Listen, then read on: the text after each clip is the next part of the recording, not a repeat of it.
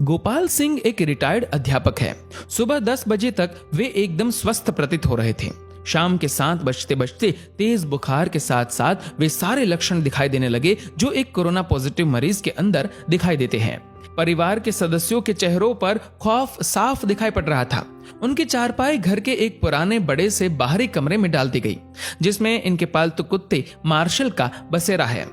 गोपाल जी कुछ साल पहले एक छोटा सा घायल पिल्ला सड़क से उठाकर लाए थे और अपने बच्चे की तरह उसे पाला और उसका नाम रख दिया मार्शल।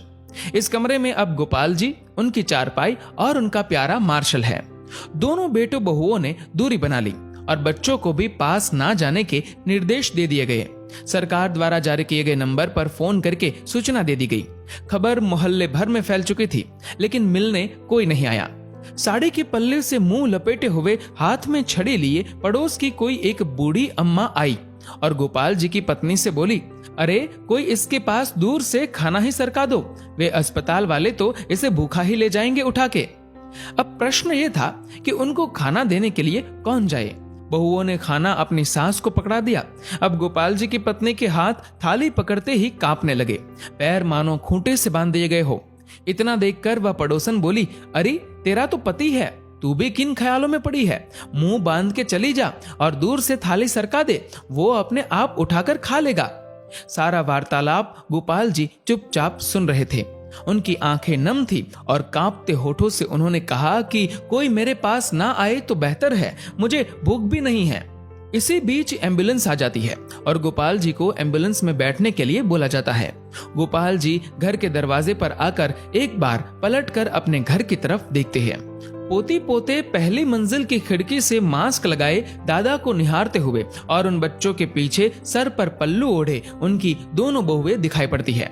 घर के दरवाजे से हटकर बरामदे पर दोनों बेटे काफी दूर अपनी मां के साथ खड़े थे। विचारों का तूफान गोपाल जी के अंदर उमड़ रहा था। उनकी पोती ने उनकी तरफ हाथ हिलाते हुए टाटा एवं बाय बाय कहा। एक क्षण को उन्हें लगा कि जैसे जिंदगी ने अलविदा कह दिया हो। गोपाल जी की आंखें लबलबा उठी।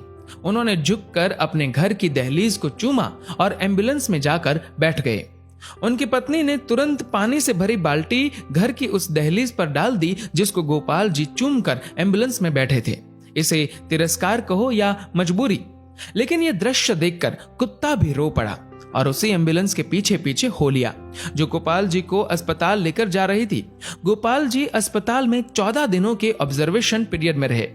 दोबारा टेस्ट किया गया तो उनकी रिपोर्ट सामान्य थी। उन्हें पूर्णतः स्वस्थ घोषित करके छुट्टी दे दी गई। जब वह अस्पताल से बाहर निकले तो उनको अस्पताल के गेट पर उनका कुत्ता मार्शल बैठा दिखाई दिया। दोनों एक दूसरे से लिपट गए। एक की आंखों से गंगा तो एक की आंखों से यमुना बहे जा रही थी। जब तक गोपाल जी के बेटों की लंबी गाड़ी उन्हें लेने पहुंचती, तब तक वो अपने कुत्ते को लेकर किसी दूसरी दिशा की ओर निकल चुके थे। उसके बाद वो कभी दिखाई नहीं दिए। आज उनके फोटो के साथ उनकी गुमशुदगी की खबर छपी है। अखबार में लिखा है कि सूचना देने वाले को 40,000 का इनाम दिया जाएगा। 40,000।